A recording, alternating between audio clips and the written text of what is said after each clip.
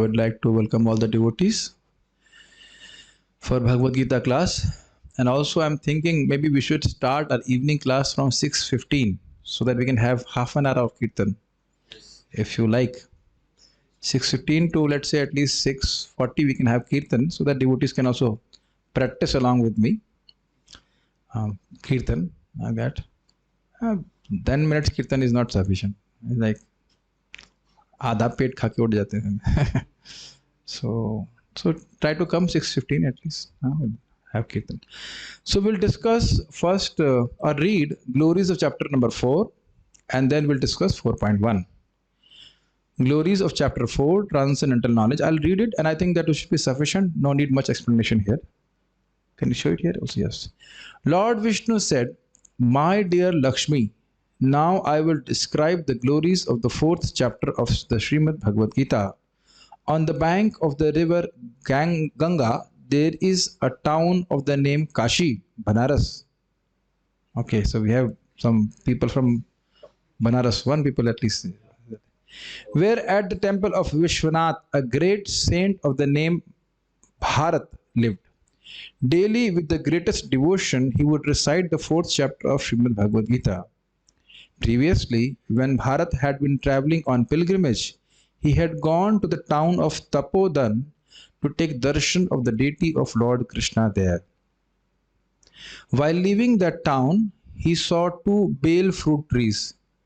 Deciding to take rest under the shade of those trees, he lay down using the root of one of the tree as a pillow and the root of the other to rest his feet upon. After some time, when Bharat left from that place, those 2 trees started to dry up. Within 5 or 6 days, both trees completely dried up and died. The 2 souls who had been living in those trees took their next birth as the daughters of a very pious Brahmana. So you see, even trees get benefited by hearing Bhagavad Gita. What to talk of human beings? How much the trees can understand. That's quite amazing. Once when those girls had reached the age of 7 years, they had gone on pilgrimage to Kashi, Banaras. While wandering in Kashi, they happened to see the great sage Bharat. And from here you can also understand how a person gets association of devotees by some agyat sukriti. When they saw Bharat Maharaj, they immediately went and fell at his feet and in sweet words said, "O Maharaj Bharat, due to your mercy, we both became freed from the tree form of life." And Bharat might not know also how he showed mercy. When Bharat Maharaj heard their statement, he became surprised.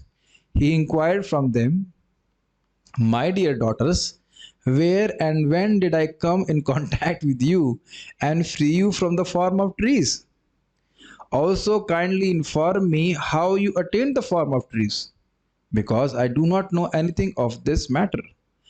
Thereafter, those 2 girls first informed Bharat Maharaj the reason for their attaining the form of trees.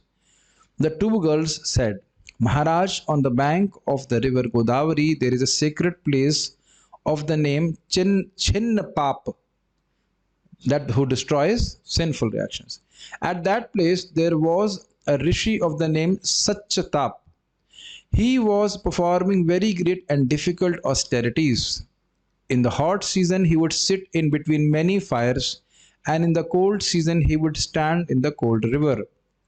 In the course of time, he became completely pure and had complete control of his senses, and slowly he attained the lotus feet of the Supreme Personality of Godhead, Lord Krishna. Lord Brahma started visiting daily to take the darshan of Satchatap and put questions before him about the devotional service of the Lord Krishna. Lord Indra, meanwhile, was becoming very worried seeing the elevated position of Satchatap, thinking that he might one day usurp his own position as king of heaven. It's a problem here. When we have material acquisitions, we think that everybody wants those acquisitions.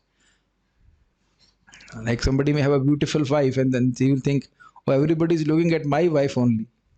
People become envious like that. Or my wealth, like that.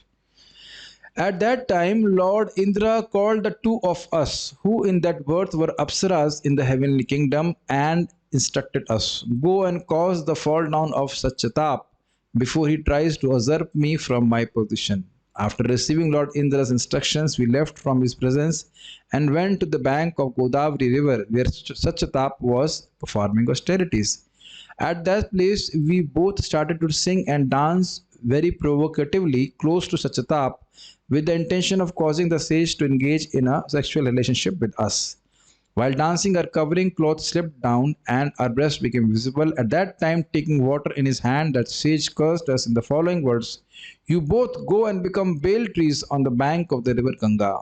Upon hearing his curse, we both fell at his feet and begged his forgiveness. My dear sage, please forgive us, for we are simply the servants of Lord Indra. And it's interesting, Indra did not go because he sends these people so that they might get cursed.